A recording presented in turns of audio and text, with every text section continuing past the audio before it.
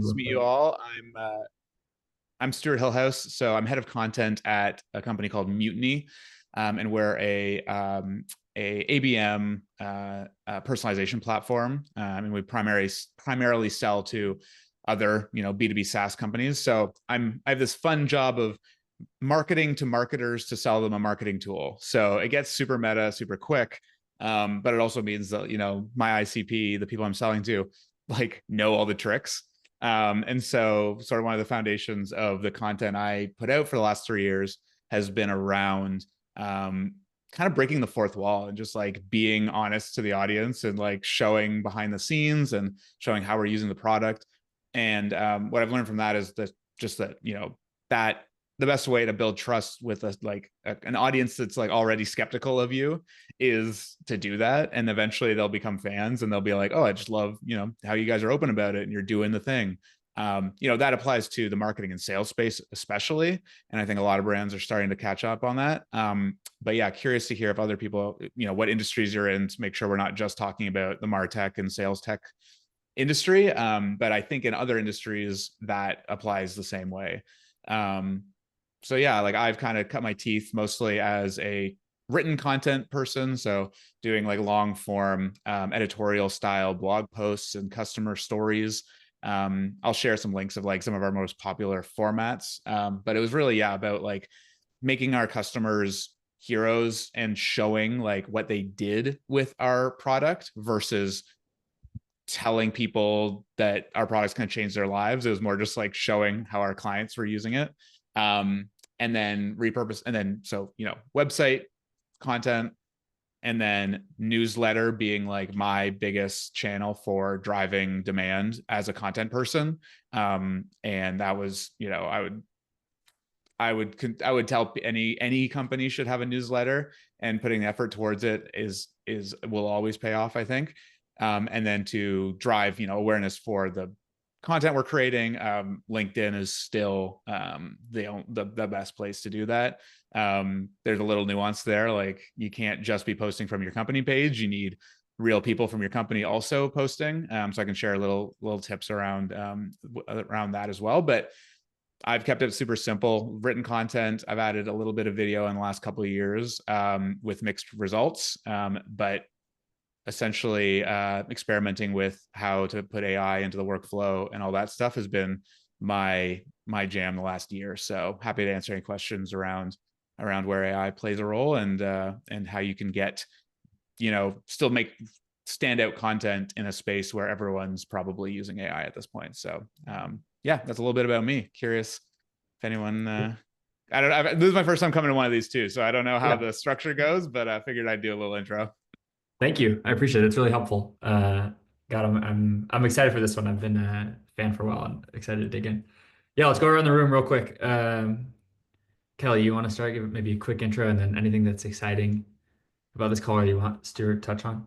Yeah, my name's Kelly. I'm head of demand gen with Arbor XR, and so we work in emerging tech, virtual reality, augmented reality, and in the enterprise and education space. So we have just a pretty wild target audience, honestly. And I'm excited about this because we're talking about content right now and kind of building out our strategy for the year.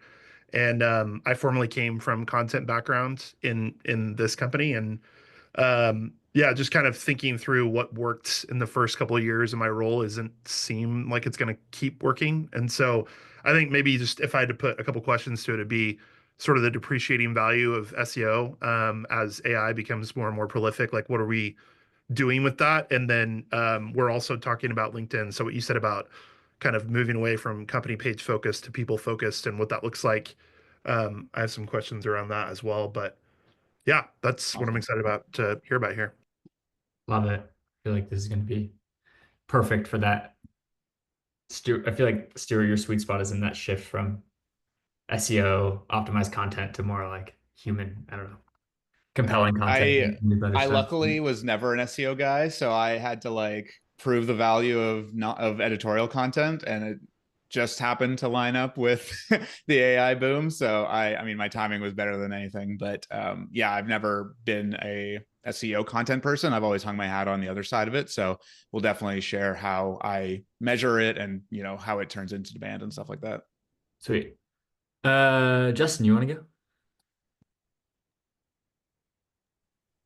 Hey everybody, I'm Justin.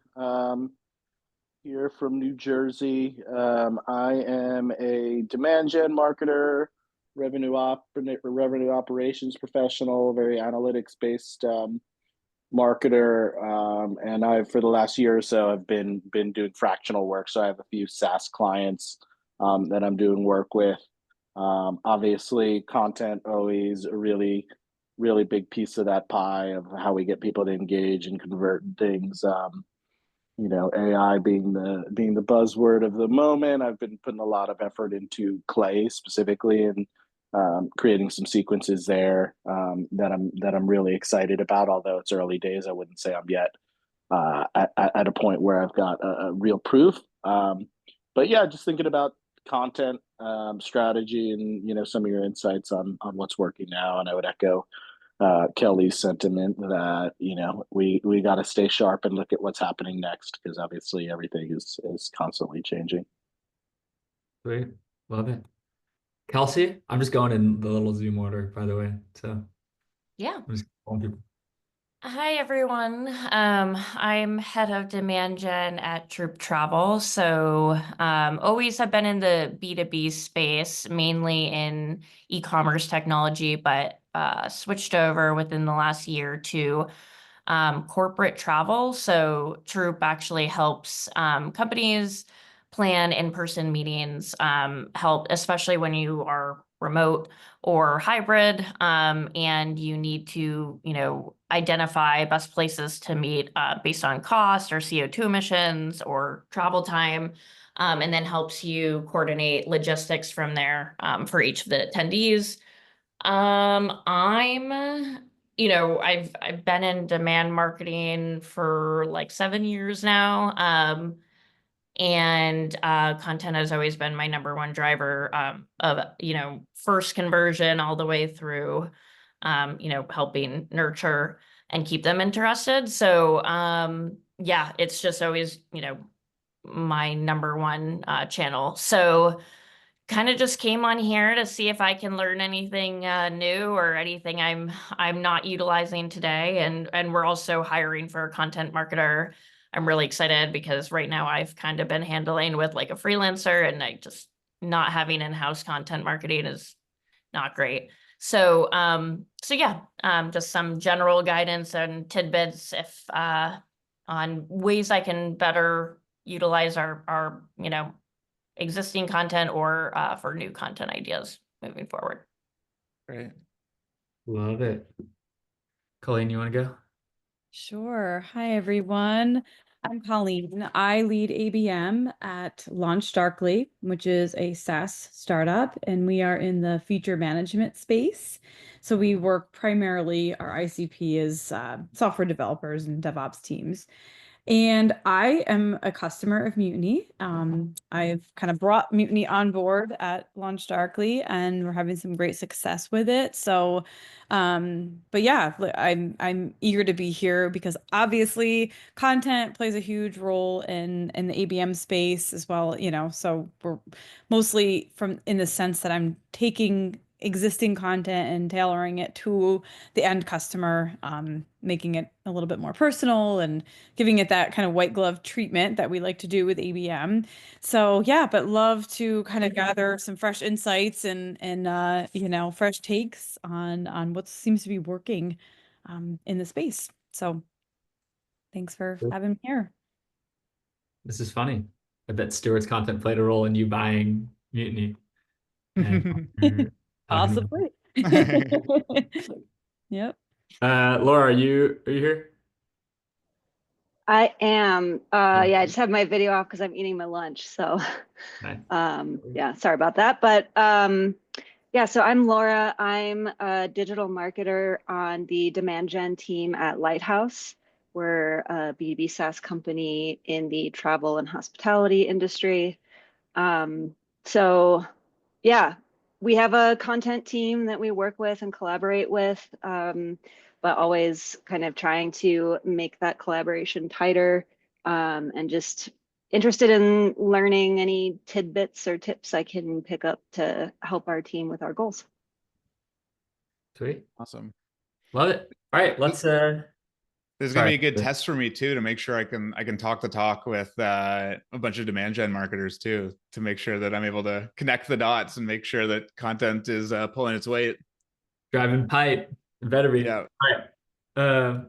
Cool. Well, let's get into it. I was thinking we could spend a little time just going through using your kind of time at Mutiny as the best example. If we can paint a picture of like when you joined, what it was like, how you guys saw content fitting in to the picture, and then kind of what you did to execute on that vision. And then we can talk through any like specific learnings you had or insights or lessons that you're bringing with you. But does that sound generally good as a Totally. Yeah. I think there'll be some good diving off points. Yeah. When I joined, we were like a 20-ish person company, had just raised like a Series B. So like growth was the number one priority. And content became, the channel. They wanted to make sure that we had serious growth, so that we were, we're in a competitive industry. We're, in marketing personalization.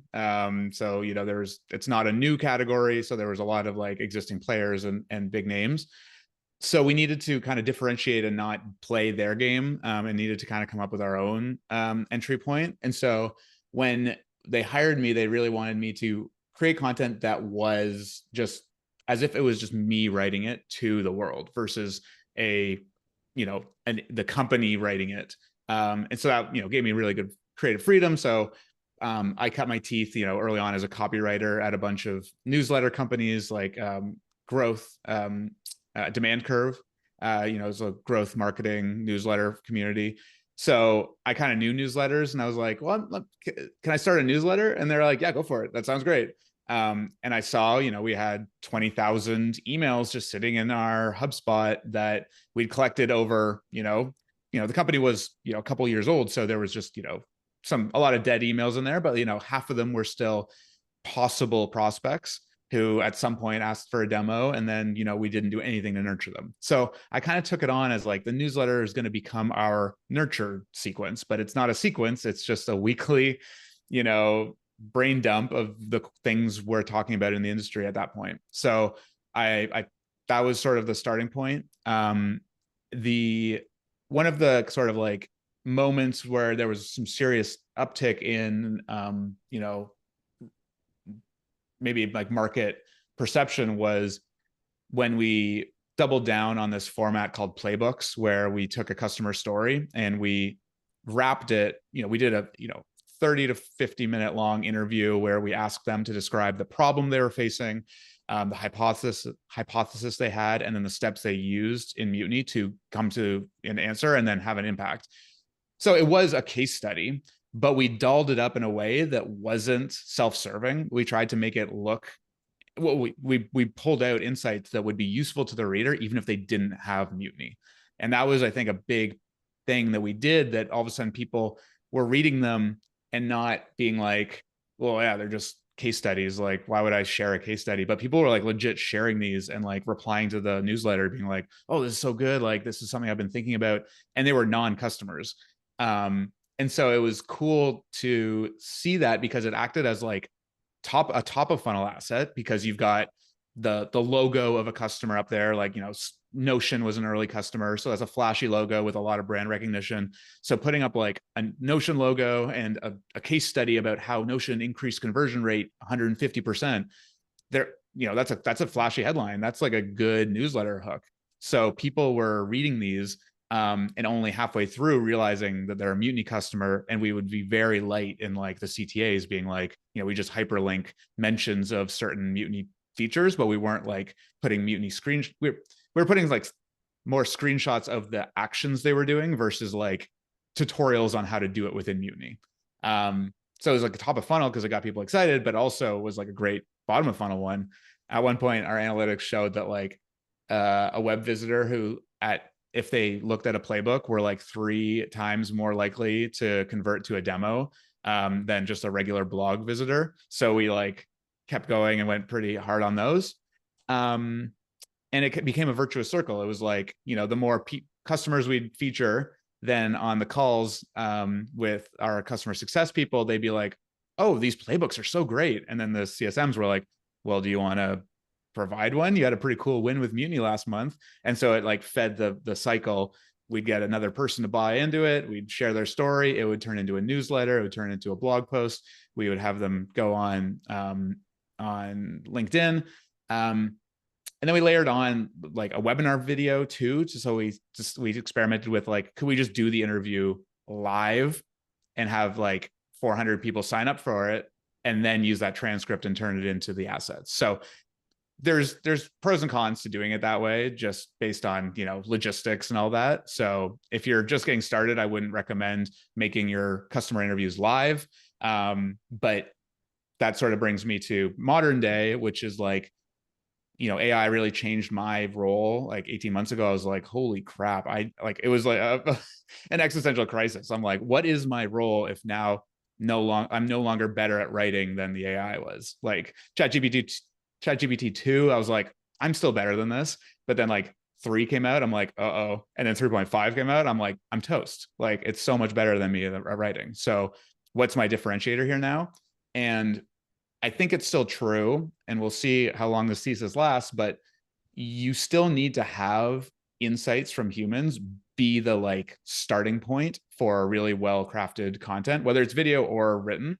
No amount of AI will come up with novel, industry-specific, subject matter expert thought leadership.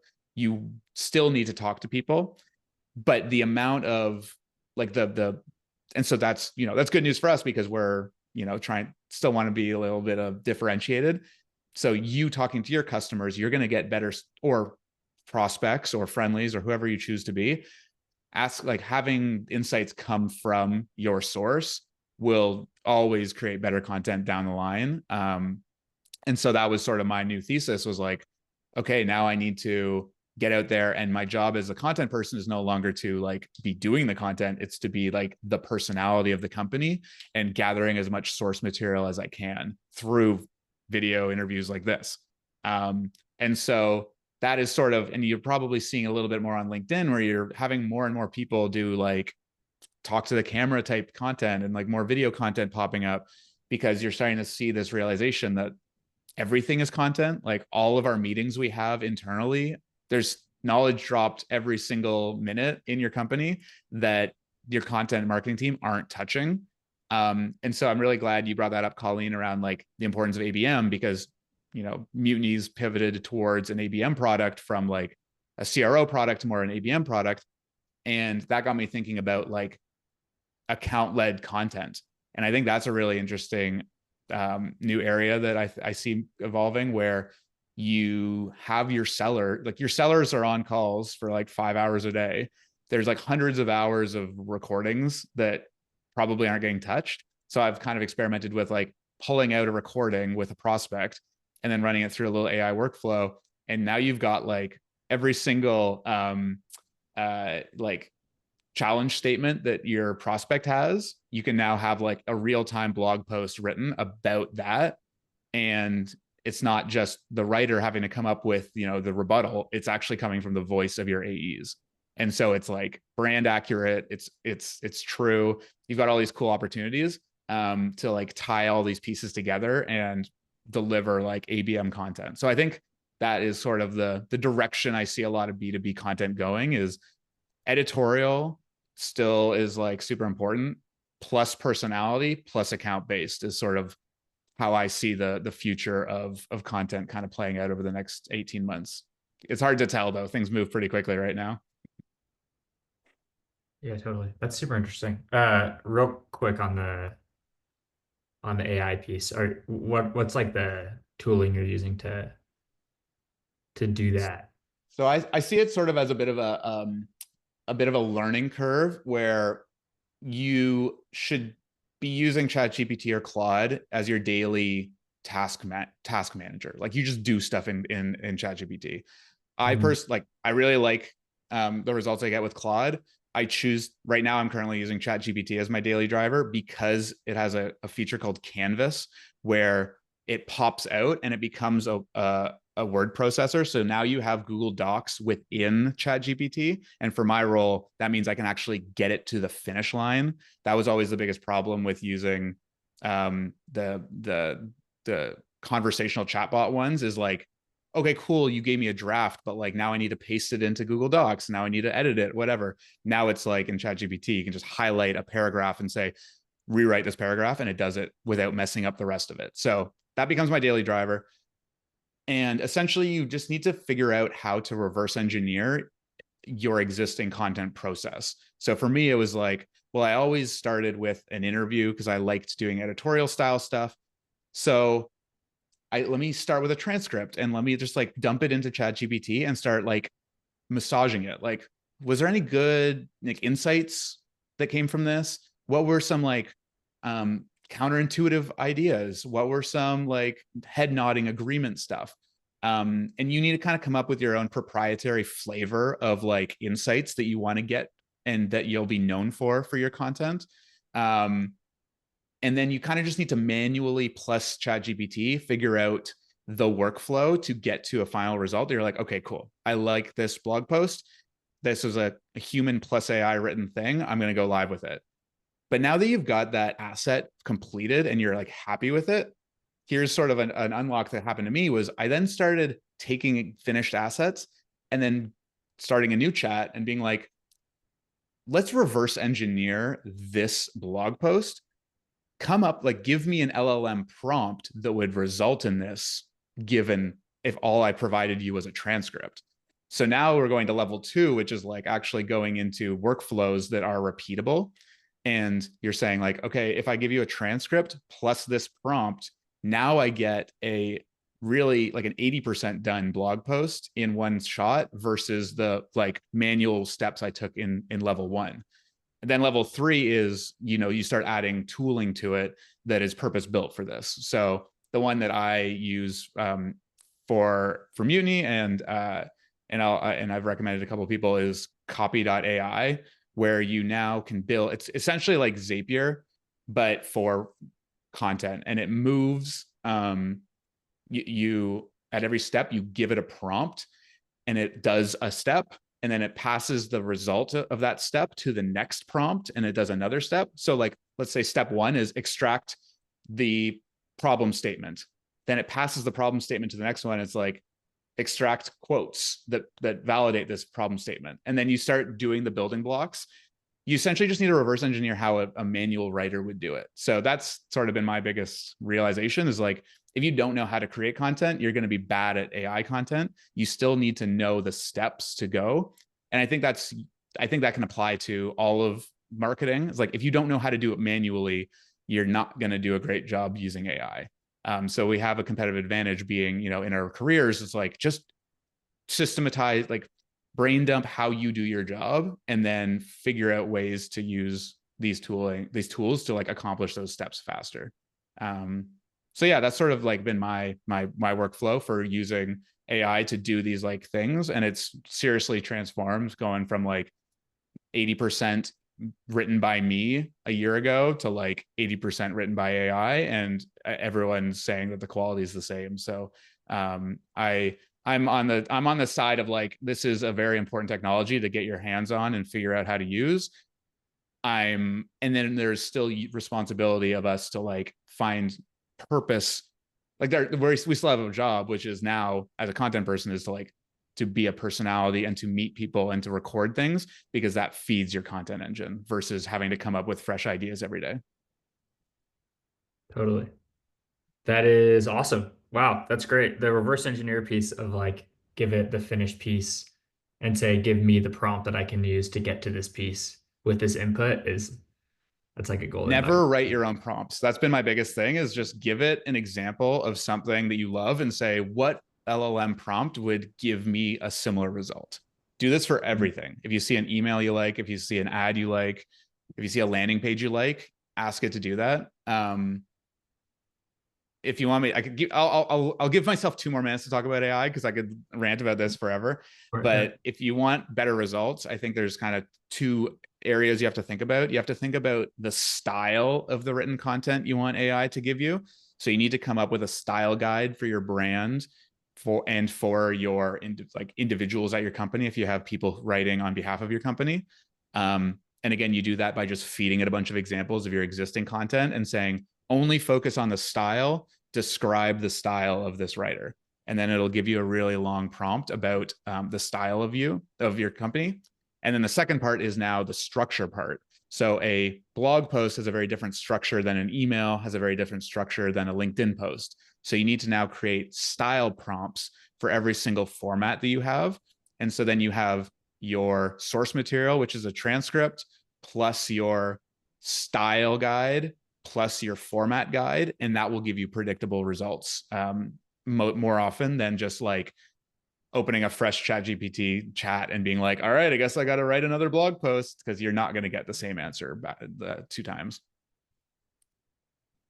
Yeah, this is money. It's so good. Yeah, because each content piece, like whether it's a newsletter or a LinkedIn post or a webinar draft, or all of those have different structures and different styles, but also the styles are usually like somewhat tied into the cohesive brand. Yeah. And then if you're in ChatGPT, I think Claude does this too, but you can create a project, which is like, your company's content project, and you just add those documents as knowledge documents. You add it to the knowledge of that project. And so that you no longer need to paste that prompt into ChatGPT. You can just say, using Mutiny's newsletter style and voice, accomplish this task, and it'll know what it means. It'll know what you mean. Sweet. So I'll try to summarize a little. So you joined Mutiny. It was Series B, growth is a huge priority. They bring you in to do content. You're like, I think the biggest opportunity is newsletter. And so you started with the newsletter. The second thing you layered on was this kind of playbook style content. And then the third is now this, like, I guess you're doing the same things, you're just doing more and better because you're utilizing AI more effectively, right? Are there any other like pieces of the content machine that were like really effective when you're looking back at your time there that were like, oh my God, I wish we did this sooner, or like, it's such a good decision? No, because it was like, as I mentioned earlier, like, no, we didn't do SEO. I just did these like editorial blog posts plus newsletter plus LinkedIn, and 60% of our pipeline came from inbound. And and so like it's kind of like shatters the perception that you need to have like highly measured, super analytical content formats like SEO, because this one, we were measured. And I'd actually love to hear, how you're measuring your content teams. But I was still like, I was held to a pipeline goal, and the way I measured it was inbound meetings booked. So like I owned the inbound meetings booked metric, and that gave me a lot of freedom because it meant like I just need to figure out how to do that. And it wasn't from like, well, let's go hire top of funnel and let's do like a generic keyword SEO program, hoping to like increase our traffic by 10,000 in the next quarter. It was like, what if we just get better people to our website and get better accounts subscribe to our newsletter? And so that became like the North Star, and it led to, the results that we needed, even as goals kept climbing up. Amazing. 2 things I want to touch on. The first one quickly is, this is a conversation we've had a bunch at KeyPlay internally, is like, we can create content that gets a bunch of reach, and we can create content that drives business impact, that like changes the way people think about the problem we solve, account selection. And then like very rarely we can do both in the same thing. And it seems like you guys found that with the playbooks, where like you're doing both. So you have something that can both get reach and attention, but also is like convinces people that KeyPlay is a great solution for what you're solving. So that trade-off, like it seems like a lot of content success comes when you can find the thing that does both of those, and then you just like double down on that format, because those are kind of rare but like super impactful. So that's just a call out. The second thing I want to touch on is, I've always been a fan of how you guys do you're like always on marketing, and then you do big campaigns. You mentioned this in a recent LinkedIn post too, but you do always on marketing that's just like building the baseline and stacking, which is your newsletter and this content and webinar, et cetera. And then you do these like spiky campaigns that get a bunch of net new awareness. Can you just talk about that for a second as like, it seems like that worked from the outside. First question is like, did that actually work? And the second question is like, why? And then any insight you give to someone thinking about incorporating that kind of. Absolutely. The concept we've been kind of wrestling with is, always on content is the daily drumbeat of your company. Like you need, just posting on LinkedIn, sending out like your BDR team doing outbound, your ad team running ads, your content people posting SEO posts. Like marketing as we know it is just always on. Like it just happens every day. And I think that it is but it becomes like a linear kind of equation where it's like, in order to grow, as our targets grow, you just need to put more resources into those channels, whether it's headcount or budget. And so it kind of grows linearly with your input. So we kind of we had this other concept where it's like, let's have our always on content reach a baseline. And it's like, and because we needed to stay, nimble and small with resourcing, it's like, we're not going to spend 100% of our team's time on these channels. Let's just get them good enough so that they're driving a demand at a predictable run rate. And then let's put, I think, we kind of, some quarters we put 50% of our time, some quarters we put 30% of our time towards integrated campaigns, like really thinking at more of like a campaign level across the entire marketing org, not just your program within the marketing team. And that allowed us to kind of pick a timely and resonant message that goes, that would resonate with our ICP that we're going after that quarter. It's, we're only thinking 90 days in ahead. So it's not like, so we can be responsive to market changes. We don't need to like, come up with a crazy new like product campaign. It was more like, for example, I was at Mutiny when like in late 2022, when all of a sudden like funding dried up and like interest rates hiked and like no one was able to raise money and everyone did their layoffs. So we kind of like coined this term efficient growth. And because we had this campaign format, we were able to like go to market in like 50 days with an integrated campaign around this concept that like everyone was struggling with at that exact moment. And what we did was we essentially just had one unified message, one unified CTA, which was like get this special resource or, attend this virtual premiere. And that became our demand gen motion. But then all the channels activated that one CTA and had the same messaging and all pointed towards, the same goal, which was like, go to this event, go to this virtual event, get this special tool we built for you or whatever else. So we had like this nice demand gen motion where, we're getting a whole bunch of emails where we can have like follow-up emails and nurture them. But we also still have the always on stuff. So all this influx of new audience members who didn't know about Mutiny, but they like this campaign concept would start to see normal Mutiny content, normal Mutiny marketing, like our ads that aren't about that campaign, like our content that isn't about that campaign. And so it was sort of this like run rate baseline. And then every quarter we'd have these like demand spikes that don't last very long. They last two or 3 weeks. But we also started to notice that it would like raise the water level of our run rate. And like the quarter after, even when we didn't change anything with our always on channels, they were doing better without additional resources. So you kind of get this like halo effect of like people knowing who you are because of that campaign. And then they start paying more attention to your marketing. And then you get this like these big spikes that help you hit your quarterly targets. But they kind of balance each other out so that while you're in building mode, you still have your always on channels driving pipe. So it's a little bit more, we were a small marketing team of like, at our biggest, I think we were like 10.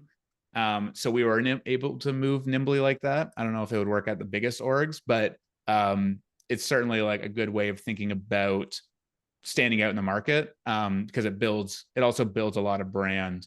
As intangible as brand can be, it is helpful. Like, it's hard to break through the noise if you're just posting one thing a week.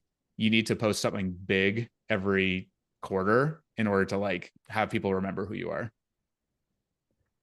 Amazing. Yeah, that's gold. I have just adopted the same strategy and it's worked super well. And one maybe thing that I might be able to share that's helpful is like we found that the you can test the kind of messaging of the big campaign with like all of your micro content. So especially if you're posting on LinkedIn, you can see like what type of themes are getting engagement, and then you're like, all right, like for example, we had this theme that like ABM was getting unbundled. So people are using 6 cents and they're dissatisfied with like all the modules they don't pay for. It's too expensive. And so they're using point solutions instead. And we like posted on LinkedIn a couple times about that and got a bunch of engagement. And then we were like, how can we turn this into a campaign?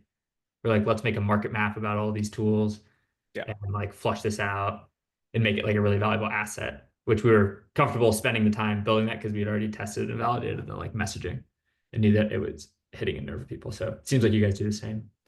And then you can also use the assets from the campaign you just finished to update all your always on channels. Like, you're always needing new ad creative. Totally. You always need new email nurtures and outbound outbound messaging.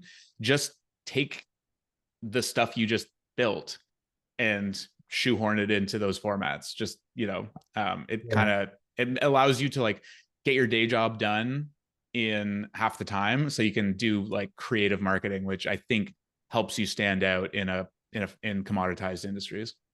Totally. Sweet. Okay, I have an idea that I think would be helpful for everyone.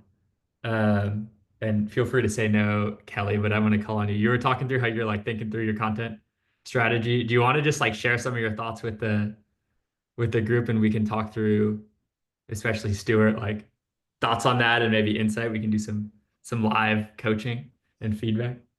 Yeah, I'm down.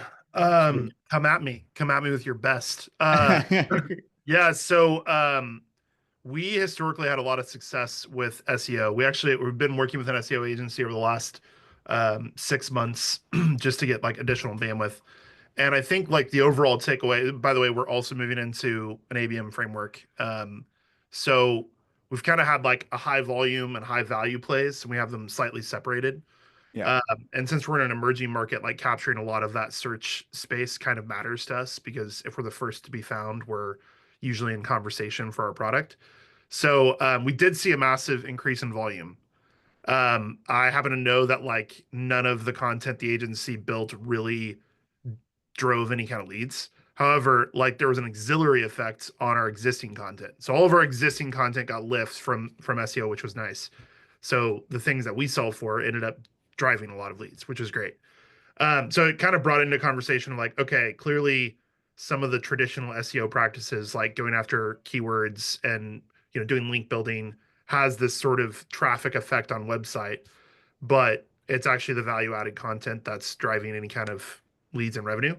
So I think kind of the conversation we're trying to have is like, how do you sort of keep SEO as like a framework that you care about in terms of driving traffic to website, but then like sort of abandon the sort of top of funnel AI writing that just like is sort of like a land and expand. So that's kind of like one area that we're trying to figure out, like what does it look like to index more towards value and less towards volume.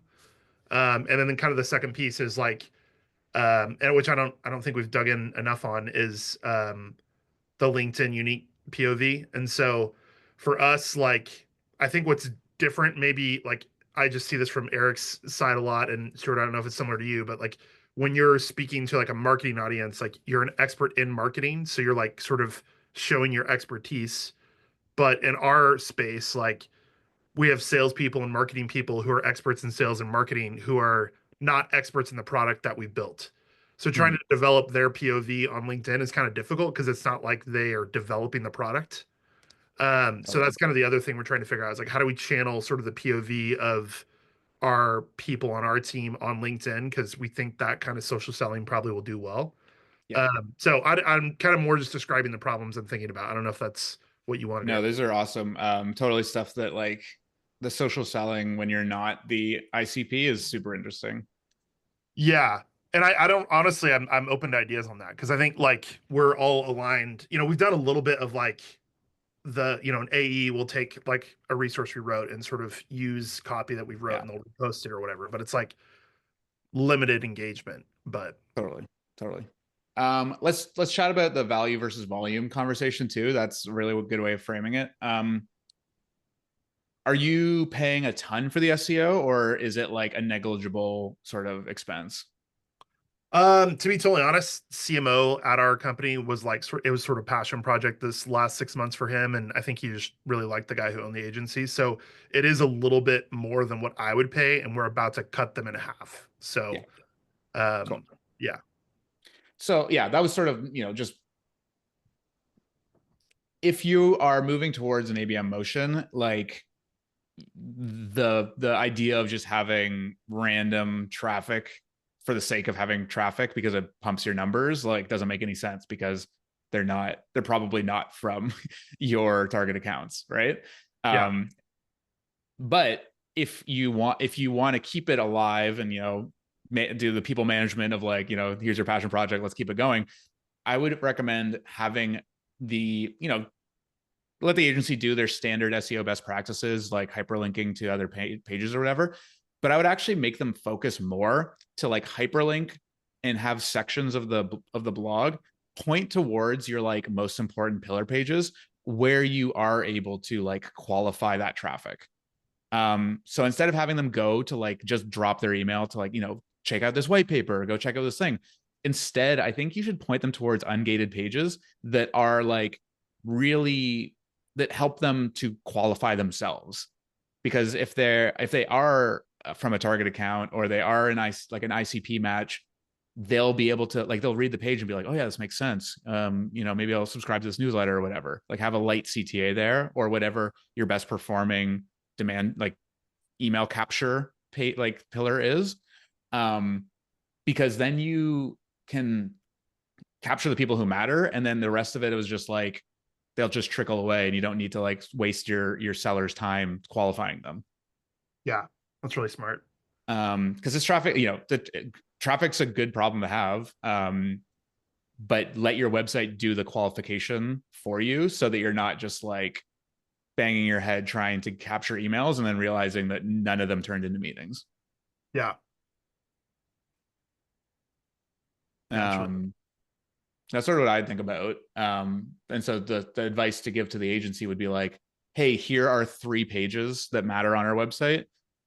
In every blog post, ask them to, if they're actually writing them, and doing a good job, they should be able to move the narrative of the blog goes from like, define this topic, and then like there can be a paragraph that says if you want to learn like we go deeper on this topic on if you click here kind of thing, and it's like a CTA to only one of 3 pages on your site. I think that would be sort of the focus. Yeah, that's helpful. And we've also talked about maybe potentially like getting like customer interviews or sales calls that like kind of resource them just for a little bit more human element and just value add.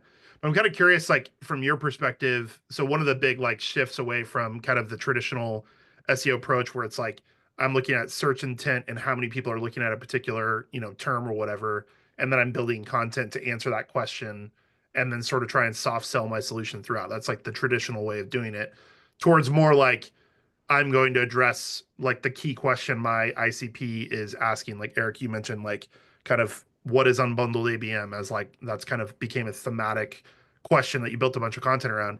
I was curious, like how are you, Stewart or anyone really, building out like kind of a content plan or calendar around like those types of questions like at your target audience because I assume some of that is like seasonal. It's like everybody's talking about the same thing, and some of it is sort of like you have to be intentional. So I'm just kind of curious how you guys are thinking about building out content for the year.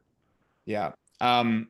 the answer about like you can build a yearly calendar around keywords because there's a lot of them. The thing with the value add editorial style content is it needs to be a little tighter in your timelines. Like it needs to be reacting to real market sentiment, real things that are happening in the market. You can't think you like if I asked you to predict like what your industry is going to look like 12 months from now, we're all going to be wrong. Like there's no way around that. So what I would recommend is if you let this agency kind of run with this SEO stuff, give them, a yearly, whatever, 6 months out, just let them just grind at these SEO blog posts. And instead of going towards hard sell CTAs, have them go towards like value add CTAs where it's like, here's a customer story about this particular topic. Or here's a thought leadership pillar page that we created about, this term we coined, like unbundling of SaaS and all this stuff. But then on your editorial side of things, I think it needs to be kind of like a quarterly discussion between your content person and your sales team and your CMO to be like, here are the things that my sellers are talking about every single week. Here are the hangups that our customers are having. Here are the solution we can provide them. Here's our strong POV on this industry, like common topic.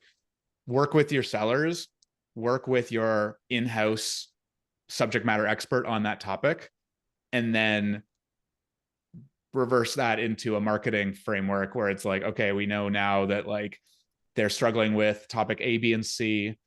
We have a strong point of view and a product fit on topic A. Let's talk about topic A and let's do it in depth where it's like we can do top of funnel stuff where we can kind of introduce the notion and we can create a bunch of data around it. And then we can do more conversion style content where we're like putting together a report. Like I think KeyPlay does a great job of this where they're like have ungated thought leadership where they like coin a term and give a whole bunch of data around it.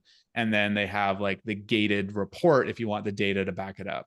Now, not everyone's going to have the data stuff. And like, I never really did a whole bunch of data reports, but my data was I would interview a whole bunch of subject matter experts on that who are not in-house. Most of them were customers and industry leaders. So I then had like people to back up my claims and support, our POV on what's going on in the industry.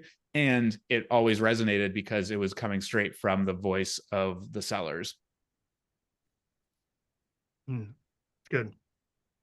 But it does need to be a little bit more modular and be like, okay, this quarter, let's talk about this theme because we know that our sellers are struggling with it. And if we can educate our audience a little bit more on this theme, then, we'll be able to qualify a few more and it kind of pays for itself pretty quickly. And your sellers love you because they're like, oh my God, you listened to me and you made something that I wanted. And it's going to be made for your ICP. Yeah, that's huge. The helping sales piece there is like really important. Yeah. Kelly, I'll share something real quick that might be helpful. So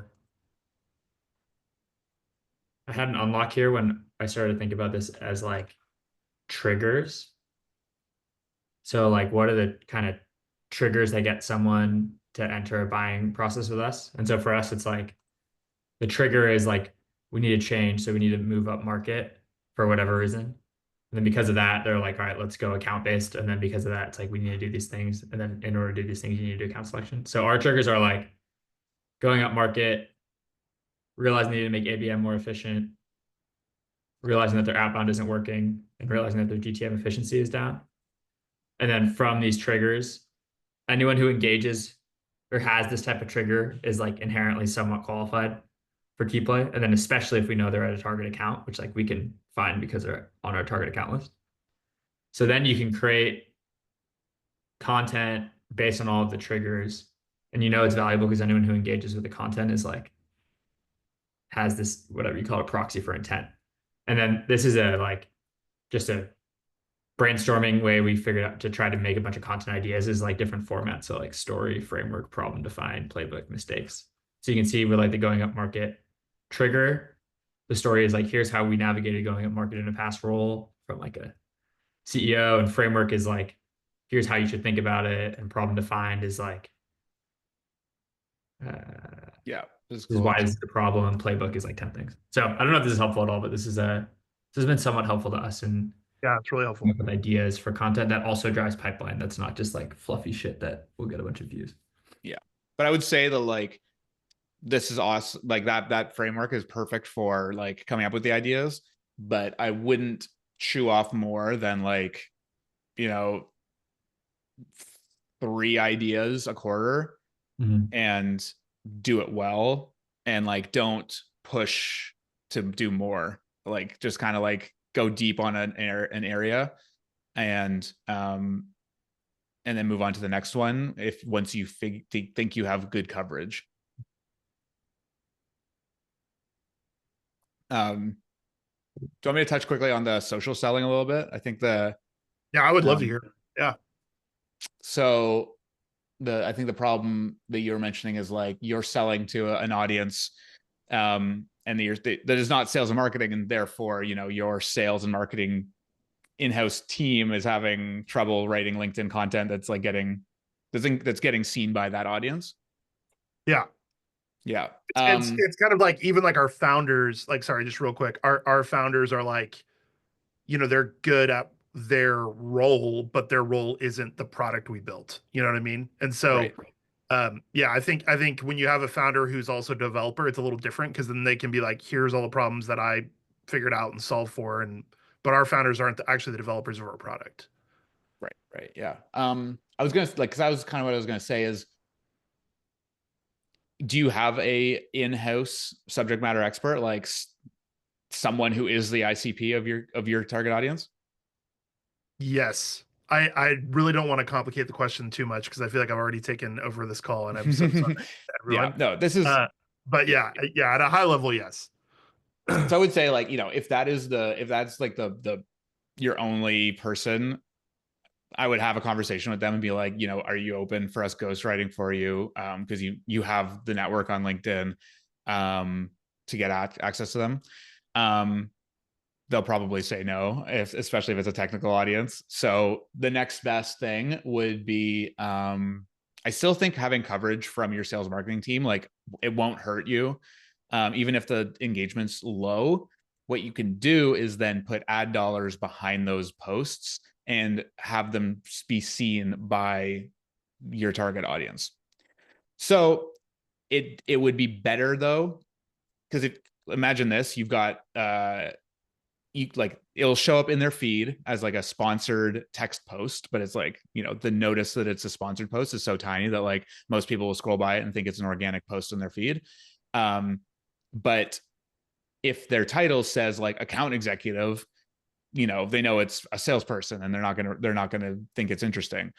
That's why having it come from a founder title or the same title as the ICP and then put ad dollars behind it will get you more results, because then the person will see it and they're like, oh, this is a trust, you know, this is a peer of mine and their content is on my feed. I don't care that it was paid for because I'm not a marketer, so I don't really notice those things. Yeah. Yeah. Putting ad dollars behind an individual's LinkedIn post instead of a company's LinkedIn post is like I feel like it's just so underutilized.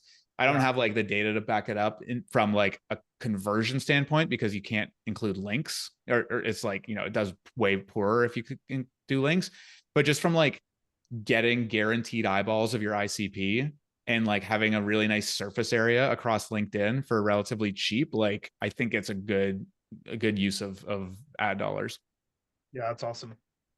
We do that. Our thought leader ads are like crushing our non-thought leader ads cold, and then we just run like remarketing ads to engage in website visitors. But yeah, that's well, I'll tell you right now, Eric, my CMO kept sending me LinkedIn posts from you and Adam. yes. And I had to be like, hey, I actually know the guy. We'll figure it out. I'll talk to him on the side. Let's go. I love to hear that. That's so good. I'm gonna tell Adam this call. I feel like I look so much more ominous. The sun went down and I didn't turn my light on. Now I'm like in the cave trying to talk to you guys. So don't mind me. All right. Well, thank you for rolling with it. I hope that was helpful for everyone else. We got like 2 more minutes. Any final questions, thoughts? Jenna, Laura, Kelly. No, this is really helpful. I feel like I could have gone like super even more in the weeds, and I already went in the weeds. So thank you guys for getting down there with me. I appreciate it. Yeah, no, of course. Yeah, this is stuff that gets me excited. So much so that, actually this is, I'm leaving Mutiny. Tomorrow's my last day, and I'm joining a content marketing agency to essentially do this playbook at scale. So, if you are interested in more of the editorial side of things and are looking for an agency on that side of things, that'd be sort of our bread and butter, is interviewing your interviewing your subject matter experts, and then turning it into editorialized long form blog posts and newsletter and thought leadership LinkedIn for executives or any in-house people and company pages. So yeah, I'll be joining Story Arb is the name of the agency. So let me know if that's something interesting, but happy also just to answer any questions you have on the content side if you want to keep doing it in-house. Sweet. Amazing. Thanks, Stewart. This was fantastic. Super happy to have this. This is going to be recorded and shared with the community. And I'll link to your LinkedIn and anything. Awesome. You have a podcast, right? Should we link to that as well? That was my foot in the door into the marketing, into the content space. Was I just started a podcast, and eventually someone was like, "Can you do this for me?" And I was like, "What is this?" And they're like, "This is called content marketing." And I was like, "Cool, I guess I'm a content marketer." So no, there haven't been new episodes in a couple of years, but the archive's pretty good. So yeah, the podcast is alive, but not live at the same time. Well, thanks everyone. Kelly, real quick, can you send me the posts that sent to you? I want to understand which ones are hitting the net. Otherwise, thanks everyone so much. This is great. Stewart. Awesome. Thanks for having me, Eric. And great to meet you all. Thank you. Talk to you soon. Thank you. Bye. Later.